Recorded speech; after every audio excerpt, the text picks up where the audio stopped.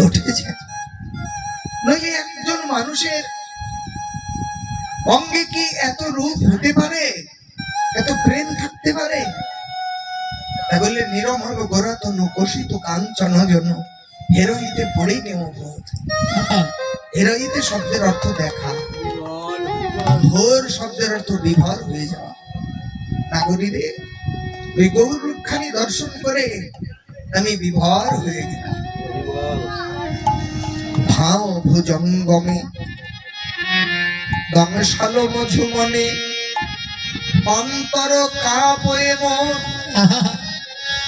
অনেকে বলেন ভাব ভুজঙ্গমে, ভাব ভুজঙ্গ নয় বাবা, ভাও ভুজঙ্গ। ভাও শব্দের অর্থ ভুরু, ভুজঙ্গ শব্দের অর্থ সর্ব।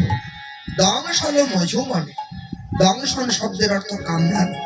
অর্থাৎ আজকে গৌর যেভাবে নদিয়ার নাগরীর দিকে তাকিয়েছেন, এই ভাবটা হলো আমার রাধারানীর ভাব।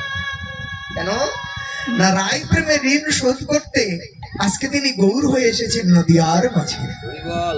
হ্যাঁ, রাধারানী যেমন ভাবে প্রেমের নয়নে প্রাণবল্লভ কৃষ্ণের পানে চাইতেন, আজকে ওইভাবেই গৌর সুন্দর নদিয়া নাগরিকগণের দিকে যখন চেয়েছেন, সেই ভুরুর ভঙ্গিমা দেখে নাগরিকগণ বলছে, নাগরীরে আমি আগেই ভালো ছিলাম। গৌর সুন্দর যখন আমার দিকে দৃষ্টি দেয়নি তখন আমি ভালো ছিলাম। যখন ওই নয়নে আমি নয়ন দিলাম, আমি বিভোর হয়ে গেলাম। যেন একজন সর্প, একটি সর্প যদি কাউকে দংশন করে, বিষের জ্বালায় যেমন সেই মানুষটি বা সেই জীব ছটফট করে, তেমনি আমার গৌরের সেই গুরুর ভঙ্গিমা যেন একটা ভুজঙ্গ হয়ে আমার মরম স্থলে দংশন করেছে। মরম স্থলে যখন দংশন করেছেন, গৌরের সেই ভাব, সেই প্রেম আমার সারা অঙ্গ যেন জর্জরিত করে ফেলেছে। গৌর প্রেমে যেন আমার আন বুঝি না, আন জানি না। জগৎ মাঝে যারা গৌর প্রেমে পড়েছে, আমার গোবিন্দ প্রেমে পড়েছে, তারাই বুঝে এই ভাবের কথা। কারণ যে কোনোদিন গৌর ভক্ত সঙ্গ করেনি, যে কোনোদিন গৌর গৌর বলে কাঁদেনি, গৌর প্রেমে আকুলিত ব্যাকুলিত হয়ে দুটি নয়নের জল বরিশন হলে যে তাতে কি আনন্দ হয়, কি প্রেম হয় বাবা, যে কোনোদিন কাঁদেনি সেই কোনোদিন এটা বুঝতে পারবে না। পারবে? পারবে না। তো নদিয়ার নাগরিকগণ বলছে, নাগরী রে, ওই গৌর রূপের নয়ন না দিয়ে আমি ভালো ছিলাম। নয়ন দেবার পর থেকে আমার ঘরে আর মন বসছে না। অরুণিত লোচনে বেরোছ অবলোকনে, বরিখে কুসুম সরসাথে আকুল দিগ বিদিগ নাহি পাউল, ডুবল গঙ্গা ডুবিলা ডুবিল গঙ্গায় আঘাধে।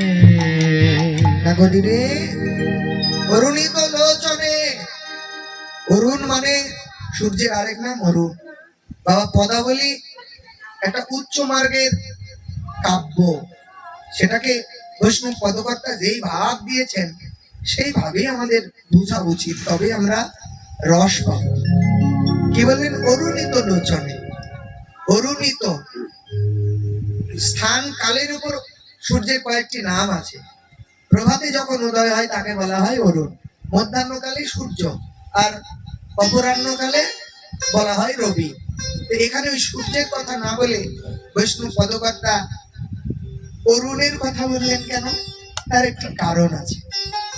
যখন আপনি আবেগে কাঁদবেন, বেশি যখন কান্না করবেন, তখন দেখবেন আপনার নয়নটা লাল বর্ণ ধারণ করে। হরিবল হরিবল করে কিনা বাবা? যখন একটা মানুষ অনবরত কান্না করে, দেখবেন তার নয়নের দিকে তাকাবেন, নয়নটা যেন লাল হয়ে গেছে। তো তেমনি আজকে রাধা ভাবের গৌর কৃষ্ণ কৃষ্ণ বলে কাঁদছেন। কেন কৃষ্ণ কৃষ্ণ বলে কাঁদছেন? গোবিন্দ আমার রাধা রানীর কাছে গিয়ে বলেছিল, রাধে তুমি যেমন করে কৃষ্ণ কৃষ্ণ বলে আকুলিত ব্যাকুলিত হও, আমি তো তুমি যেমন করে আমাকে ভালোবাসো, আমি এমন করে ভালো তোমাকে বাসতে পারি না। তোমার প্রেমে আমি ঋণী হয়ে গেছি জানো। আমি আগত যুগে তোমার প্রেমে ঋণ শোধ করব। আমি সেই যুগে গিয়ে তোমার ভাব কান্তি হৃদয়ে ধারণ করে তুমি যেমন আজকে কৃষ্ণ কৃষ্ণ বলে কাঁদছো, এই কৃষ্ণ নামের যে কি মধু, কি রস, আমিও তোমার নামে কাঁদবো। এমন করে আমিও কেঁদে সেই নাম সুধা রস আমি আস্বাদন করব। তাই আজকে অনবরত কৃষ্ণ প্রেমে আকুলিত ব্যাকুলিত হয়ে কাঁদতে কাঁদতে গৌরের নয়ন দুখানা ওই অরুণের বর্ণ ধারণ করেছে। তাই অরুণিত লোচনে তেরছ অবলোকনে বরিখে কুসুম স্বরের সাথে নাগরীরে, ওই নয়নে যখন বাঁকা করে আমার দিকে চেয়েছে, যেমন এই জগতে একটা ব্যাধ যেমন তীর যখন পাখিকে মারে না, পাখির বক্ষে বিদ্ধ হলে যেমন ছটফট করে, যেন ওই বান আমার মরম স্থলে লেগেছে। মরম স্থলে লেগে আমার এখন জগতের কোনো কিছু ভালো লাগে না। আমার এমন দশা হয়েছে, আমি সংসার ত্যাগ করতেও পারছি না, আমি সংসারে থাকতেও পারছি না। নাগরীরে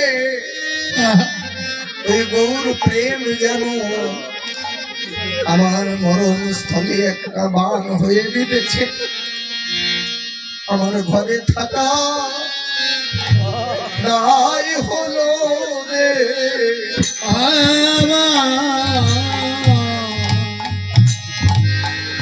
আমার ঘরে থাকা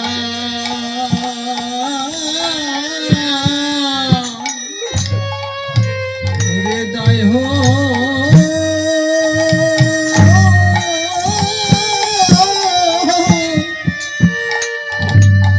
হৃদয় হলো রে। ওরে গৌর প্রেমে, গৌর প্রেমে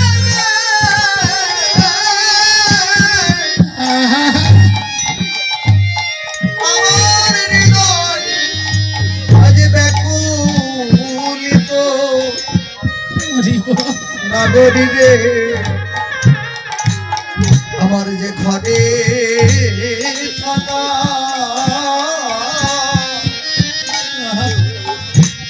ঘরে থাকা দায় হলো রে। ওরে গৌর প্রেমে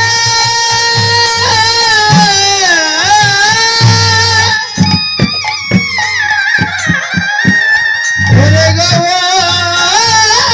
প্রেমে ওই নানা ব্যাকুল হয়ে নাগরী রে। আমার যে ঘরে থাকা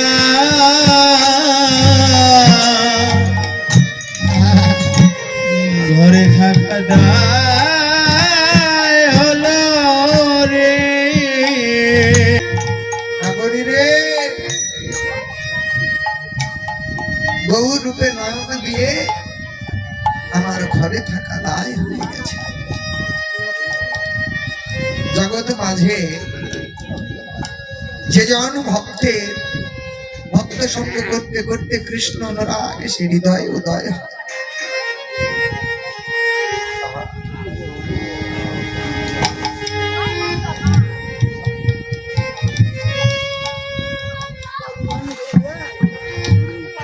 সংসার তাকে ভালো লাগে না, সংসারটা তখন তাকে একটা জেলখানা মনে হয়। নিভৃতে নিরজনে বসে শুধু নয়নের জল ফেলে রবীন্দ্র। সংসারের কর্তব্যটা এমন ভাবে জেগে ধরেছে, না পারছি সংসার ত্যাগ করতে, না পারছি সংসারে থাকতে। বাবা, তাতেও হতাশ হবেন না। ছাত্র জীবন বড়ই সুখের যদি না থাকে পরীক্ষা। এই সংসারে থেকে শত দুঃখ যন্ত্রণা কষ্টের মাঝেও যে যান আমার গোবিন্দকে সদাই স্মরণ করে, গোবিন্দ তাকে কখনো ভুলে না। সংসার ত্যাগ করলে, সংসার ত্যাগ করার চেয়ে গোবিন্দ আমার সংসারে থাকতেই বলেছে। কেন? মানুষের হাতে যদি অর্থ থাকে, যেমন কারো কিছু না থেকে দান করা, যা আছে তার থেকে দান করা, আর অনেক কিছু হবার পরে দান করা, একই দানই হলো। দুটার মধ্যে পার্থক্য আছে না? কি পার্থক্য? আপনার অনেক কিছু আছে তার থেকে কিছু দিচ্ছে, আর যার কিছুই নেই তার থেকে কিছু দিচ্ছে। দুইটার মধ্যে অনেক পার্থক্য আছে। সুখে আরাম আয়েসে সংসার ত্যাগ করে ওই বৃক্ষের তলায় বসে তো কৃষ্ণ গুণগান করছেন, কিন্তু সকল কর্তব্য সম্পাদন করবার পর পিতা মাতাকে দেখার পর স্ত্রী পুত্র আদি সকলের কর্তব্য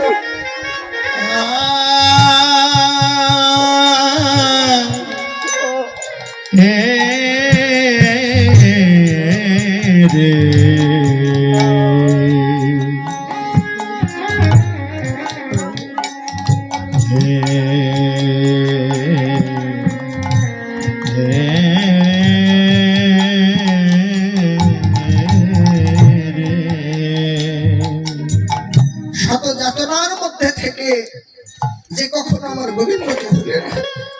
গীতায় ভগবান কি বললেন? হে অর্জুন, যে ভক্ত সদাই আমাকে স্মরণে রাখে আমি তাকে কখনো ভুলি না, সে ভক্ত আমাকে কখনো ভুলে না।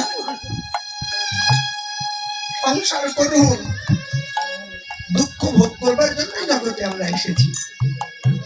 আমরা যে জন্মই পাই না কেন, কর্মফল ভোগ করতে এসেছি। কেন বলতে পারেন? কেন?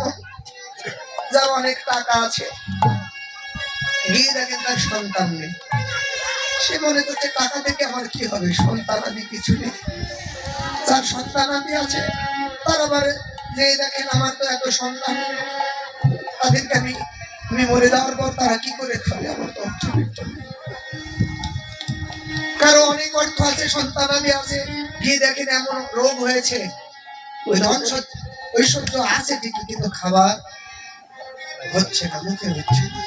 এই জগৎ মাঝে আমরা যারা এসেছি না, কারো না কারো দুঃখ আছে, কোনো না কোনো দুঃখ আছে। যার আসলে নেই সে তো ভাগ্যবান।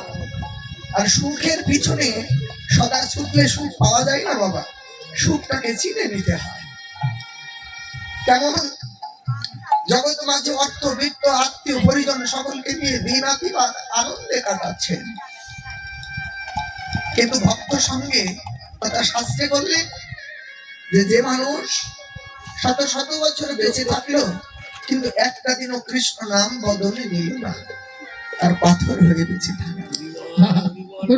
ভক্ত সঙ্গের একটাই মাহাত্ম, হাজার থাকার পরও আপনার মনে হবে যে আমি নিজেকে কাঙ্গাল করতে মনে চাইবে। ভক্ত সঙ্গের যে মাহাত্ম,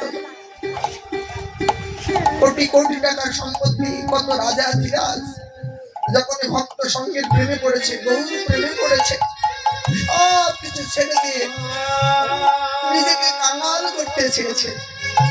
আর যার কিচ্ছু নেই, দিনহীন কাঙ্গাল, যে কৃষ্ণ ভজন করে সে বলে জগতে আমার মতো ভাগ্যবান আর কেউ নেই। এটা হলো ভক্ত সঙ্গের মাহাত্ম্য বাবা। যার অনেক আছে সে মনে করে আমি কাঙ্গাল হলে আমার ভালো হবে, আর যার কিছু নেই সে কৃষ্ণ ধনে ধনী হয়ে বলে আমার মতো ভাগ্যবান জগতে আর। জগতে আমরা মায়ার কান্না তো সকলেই কাঁদি, বাবা মারা গেলে কাঁদি, সন্তান মারা গেলে কাঁদি, স্বামী স্ত্রী মারা গেলে, আত্মীয় স্বজন মারা গেলে আমরা কাঁদবো, এটা তো স্বাভাবিক। কিন্তু জগৎ মাঝে কমই খুঁজে পাবেন যারা কৃষ্ণ প্রেমে কাঁদে, যারা গোবিন্দকে না পেয়ে কাঁদে, এমন মানুষের পরিমাণ কম পাওয়া যায়। আহা,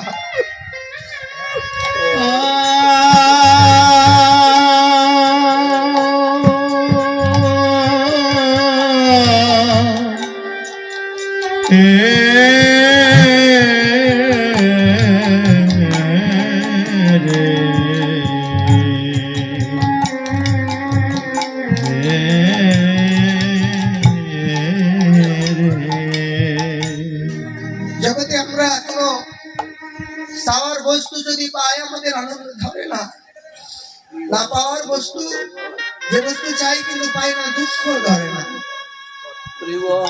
কিন্তু কখনো আমরা ভগবানের কাছে বলি না, হে প্রভু, আমার তো সব কিছু পাওয়া হলো, সব আনন্দ, সব কিছু পেয়েছি, ধন ঐশ্বর্য,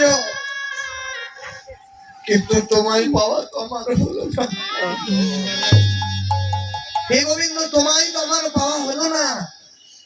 এই কথা আমরা কম মানুষই বলি। এই জন্য আসলে উঠতে আমি প্রথমে বলেছি, আমাদের চাওয়া যেরূপ, পাওয়াটা আমাদের তদনুরূপই হবে। আপনি পথ চিনেন না, পথে বের হয়েছেন, মানুষকে বলতে বলতে একসময় গন্তব্যে আপনি বুঝতে পারবেন। যদি পথে না উঠেন, কেবল ঘরের মধ্যে বসে থাকলে আপনি গন্তব্যে পৌঁছাতে পারবেন না। তেমনি আপনার মনে হতে পারে, হে গোবিন্দ, কৃষ্ণ বলে তো সবাই কাঁদে, কৃষ্ণ বলে নাকি পাথরও বলে যায়, কিন্তু আমার এই মন পাথর তো কখনো বললো না। প্রভু, আমার প্রতি কি তোমার করুণা হবে না? জগতে তো সকলেই কৃষ্ণ বলে কাঁদে। প্রভু হে, জগতে মাঝে সকলেই কৃষ্ণ বলে কাঁদে, কৃষ্ণ বলে কাঁদে। আমারও মনের বাসনা হয় আমি কৃষ্ণ বলে কাঁদবো, কিন্তু আমার এমন পাষাণ হৃদয়, কেন কৃষ্ণ বলে আমার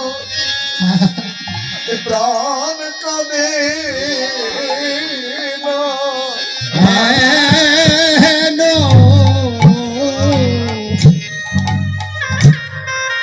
কেন কৃষ্ণ বলে আমার প্রাণে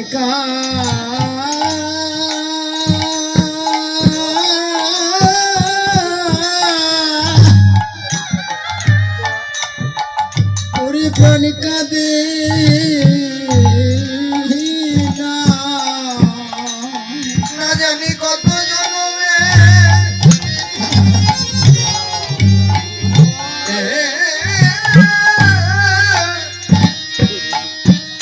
আমি অপরাধী,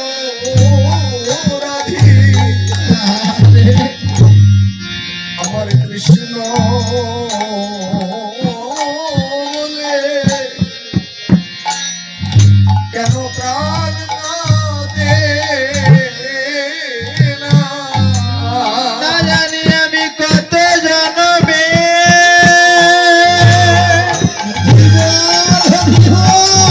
ওরে কত জন্মে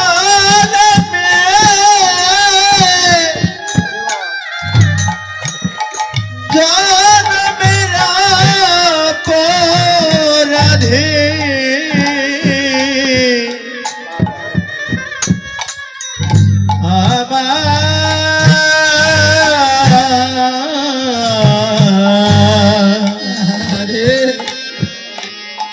আমার কৃষ্ণ বলে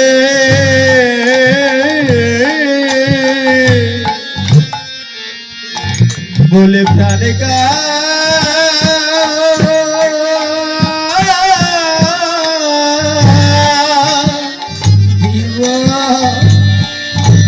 ওরে প্রাণে কাঁদে না। আমার সাধু সঙ্গে, আমার সাধু সঙ্গে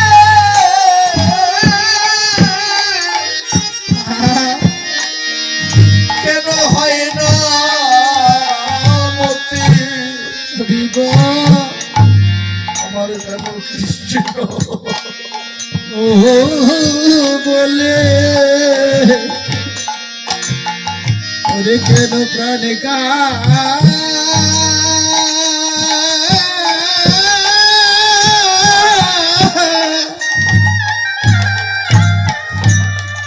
ওরে প্রাণ কাঁদে না আমার সাধু সঙ্গে ওরে সাধু সঙ্গে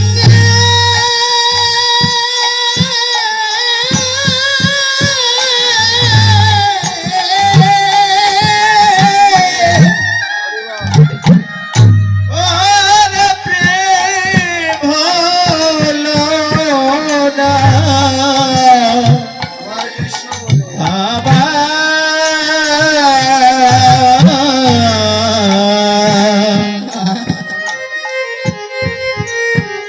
আমার কৃষ্ণ বলে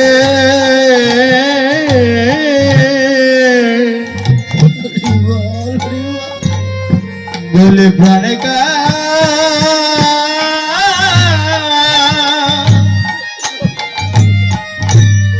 ওরে প্রাণে কাঁদে না রে মেলে সাধু সঙ্গে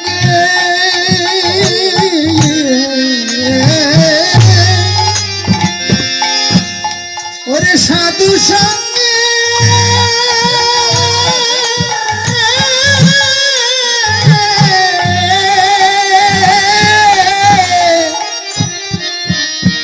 কেন মতি হয় না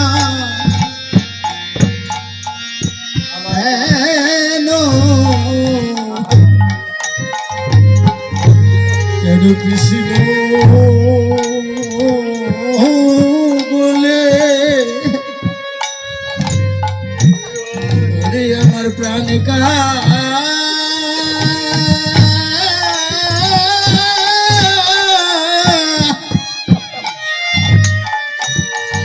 ওরে প্রাণ কাঁদে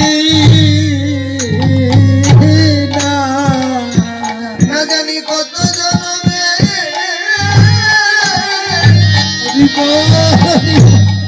অপরাধী কৃষ্ণ বলে আমার প্রাণ কাঁদে না। ওরে অপরাধী কৃষ্ণ বলে প্রাণ কাঁদে না। অপরাধী কেন কেন কৃষ্ণ বলে আমার প্রাণ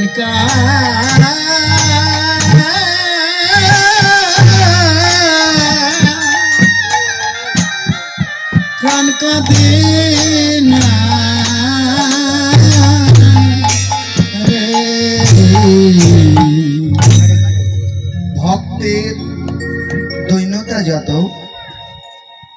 আমার কৃষ্ণের কৃপা তত। আপনি নিজে গোবিন্দ শ্রী বিগ্রহের সামনে গিয়ে প্রাণ খুলে মনের কথাগুলো বলে, হে প্রভু আমার হৃদয়ে তোমার প্রতি ভক্তি দাও, প্রেম দাও, আমিও যেন তোমার নাম স্মরণে সদাই কাঁদতে পারি, তোমাকে ভাবতে পারি। দেখবেন এইভাবে বলতে বলতে একদিন ভগবান আপনাকে কৃপা করবেই, কৃপা করবেই করবে। এই কারণে আপনার চাওয়াটা, আমাদের চাওয়াটা যদি ঠিক হয় না, পাওয়াটাও ঠিক হবে। নদীয়ার নাগরিকগণ দেখুন গৌর সুন্দরকে দর্শন করে তাদের দিক বিদিক শূন্য হয়ে গেছে। দিক বিদিক শূন্য বলতে কি, কিং কর্তব্য বিমূঢ় হয়েছে।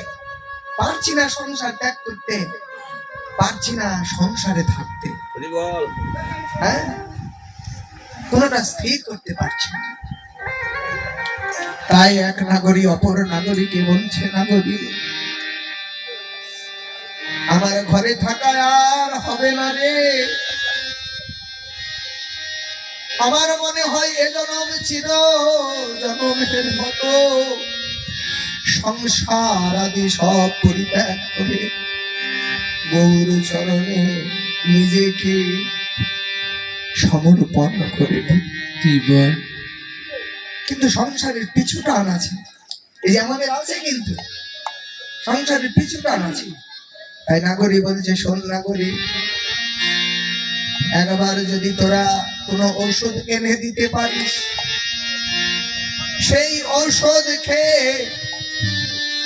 আমার যে রোগ হয়েছে, সংসারে আর মন বসছে না, এই রোগটা আমি দূরীভূত করতে পারতাম। তাই ওই নাগরীকে ডেকে ডেকে বলছেন, মন্ত্রম ঔষধি তুজা নসি যদি, মন্ত্রম ঔষধি তুজা নিশ যদি, পশু লাগে করবে হরে মধু লাগি করিবি হরে জানিস যদি বলে দে রে, জানিস যদি বলে রে, তোরা জানিস যদি বলে দে রে, জানি যদি বলে রে, এখন আমি কি যে করি, জানিস যদি বলে দে। এখন আমি কি যে করি, জানিস যদি বলে রে, পশু লাগে করবে ও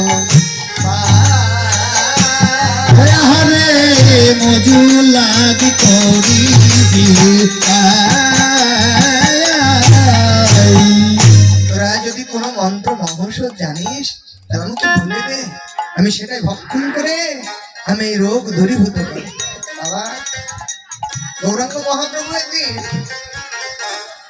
ওই সুরধ্বনি গঙ্গার কূলে তিনি সদাই ভাবাবেগে থাকতেন, তো মনে পড়তো তার ওই বৃন্দাবন লীলার কথা, বৃন্দাবনের সখীগণের কথা, ওই বৃক্ষরাজির কথা, পাখিগণের কথা, মনে পড়তো তার শ্রী যমুনার কথা।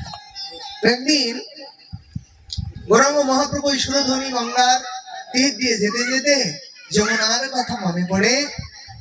শুধু যমুনার কথা মনে পড়েনি, মনে পড়েছে সেই স্নান কেলির কথা, মনে পড়ে সুরধ্বনিকে যমুনা জ্ঞান করে ভাবাবেশে ওই সুরধ্বনিতে ঝাঁপ দিয়েছেন। আছে তিনি কিন্তু বৃন্দাবনের ভাবে, যখন ঝাঁপ দিয়েছেন ভাবেই রয়েছেন, তার ওঠার আর কোনো লক্ষ্য নেই। এইদিকে ভক্তগণ চিন্তা করছেন, আমাদের প্রেমের ঠাকুর গেলেন কোথায়? চতুর্দিকে খুঁজে খুঁজে আর তাকে পাওয়া যাচ্ছিল না। সকলে চিন্তিত হয়ে গেলেন, তাহলে তিনি কি মানে অন্যরকম ভাব, যখন মানুষকে খুঁজে পাওয়া যায় না, কোনো আশঙ্কা থাকে, সকলেই চিন্তা করছে তাহলে উনি গেলেন কোথায়? মুকুন্দ একদিকে গেলেন, গদাধর একদিকে গেলেন, যার দিকে খুঁজতে লাগলেন, কিন্তু কোথাও গৌরাঙ্গ মহাপ্রভুকে যখন পেলেন না, তারা সকলেই চিন্তিত হয়ে গেলেন। এইবার ওই সুরধ্বনি গঙ্গা এক জেলে জাল দিয়ে খেয়াও মেরেছে। যখন জাল দিয়ে খেয়াও মেরেছে, ওই জালের খেয়ার মধ্যে প্রভু আমার উঠে গেছে। ওই জেলে জাল টানছে, অনেক ভারী মনে হচ্ছে। জেলে চিন্তা করছে, আজকে আমার কাজ হয়ে গেছে, বিশাল বড় মাছ হয়তো।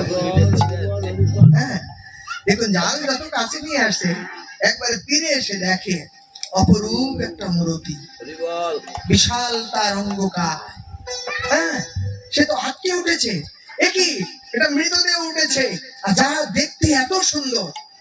এভাবে জাল থেকে বের করার চেষ্টা করছে। যখনই বের করার চেষ্টা করছে, এবার গৌরাঙ্গ মহাপ্রভুর অঙ্গ তার অঙ্গে পরশ পেয়েছে। যখনই পরশ পেয়েছে, তার শরীরটা কেমন জানি রোমাঞ্চিত হচ্ছে, আর নয়ন পথে কেমন জানি সদাই জল গড়িয়ে পড়ছে। যে বদনে কখনো হরি হরি 2-4 মাসে একদিন বলে কিনা, সেই বদনে ওই ছেলেটার অটোমেটিক্যালি কেমন জানি বদন হইতে কেবল হরে কৃষ্ণ হরে কৃষ্ণ হরে কৃষ্ণ নাম বেরিয়েছে। নিজে তো একটা আকস্মিক ঘটনা দেখে হতবাক হয়ে গেছে, তারপর নিজে লক্ষ্য করছে যে আমার ভিতরে এই পরিবর্তন কেন, আমার শরীরটা এমন এমন করে কম্পন করছে কেন, আমার হৃদয়টা এত গদগদ হচ্ছে কেন, নয়ন পথে এমন করে বাড়ি বরিশন হচ্ছে কেন। এবার ছুটে গিয়ে ওই ভক্ত সমাজে গিয়ে যখন বলছে তোমরা একটু তাড়াতাড়ি ছুটে আসো না, আমার জালে একটা মৃতদেহ উঠেছে। ভক্তদের আর বোঝার বাকি রইল না, তারা ছুটে গেলেন। ঠিক সেটাই হবে আমাদের গৌরাঙ্গ মহাপ্রভু। গিয়ে দেখেন হ্যাঁ প্রভু ভাবে যেন অচৈতন্য হয়ে আছে। এবার ওইভাবেই তারা শুকনো বস্ত্র পরিধান করে নিলেন। এবার ওই জেলেটা তখন ভক্তদের বলছে দেখো আমার যে রোগটা হয়েছে তোমরা কৃপা করে আমার রোগটা সারিয়ে দাও না গো, কারণ ঘরে আমার স্ত্রী পুত্র কন্যা রয়েছে, এমন রোগ যদি আমার দেহে থাকে তাহলে তখন আর সংসার করা হবে না, এমন রোগ যদি আমার দেহে থাকে সংসার করা হবে না। এবার ভক্তগণ বলছে ওগো ওটা ওটা তোমার রোগ নয়, ওটা তোমার জনম জনমের কৃপা, তোমার জনম জনমের কৃপা। একবার গোবিন্দ যদি কাউকে তাহার করে নেয়, গোবিন্দ ছাড়তে চাইলেও গোবিন্দ তাকে আর ছাড়ে না।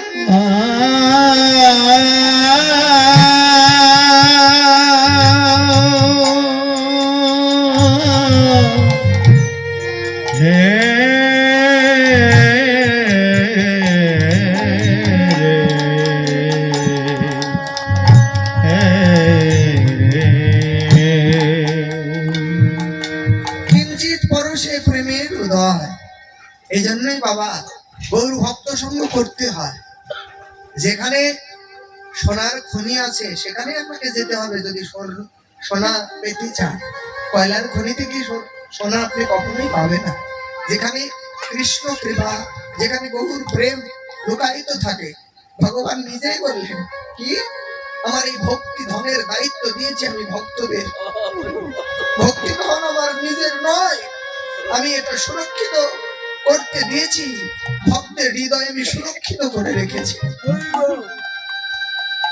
যদি ভক্ত কাউকে কৃপা করে আমি তাতে হস্তক্ষেপ কখনোই করি না। এ কারণে কৃষ্ণ কৃপা লাভ করতে হলে এই ভক্ত সঙ্গে করতে হবে। এবার বলছি মন্ত্র মহৌষধি তুহু জানুষি যদি মজু লাগি করো উপায় না করিবে, তোরা যদি এই উপায় জানিস তাহলে আমাকে কোনো মন্ত্র মহৌষধ দে, নইলে যে আমি সংসার আর করতে পারবো না। বৈষ্ণব পদকর্তা বাসুদেব ঘোষ বলছে শোনো,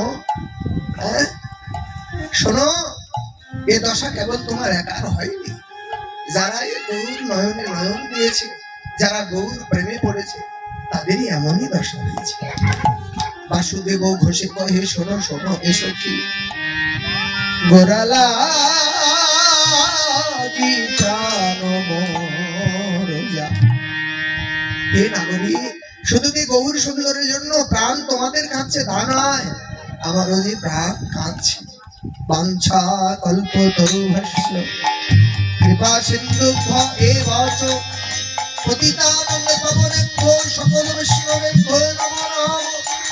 হরে কৃষ্ণ কৃষ্ণ কৃষ্ণ হরে হরে, হরে রাম রাম রাম হরে হরে। হরে কৃষ্ণ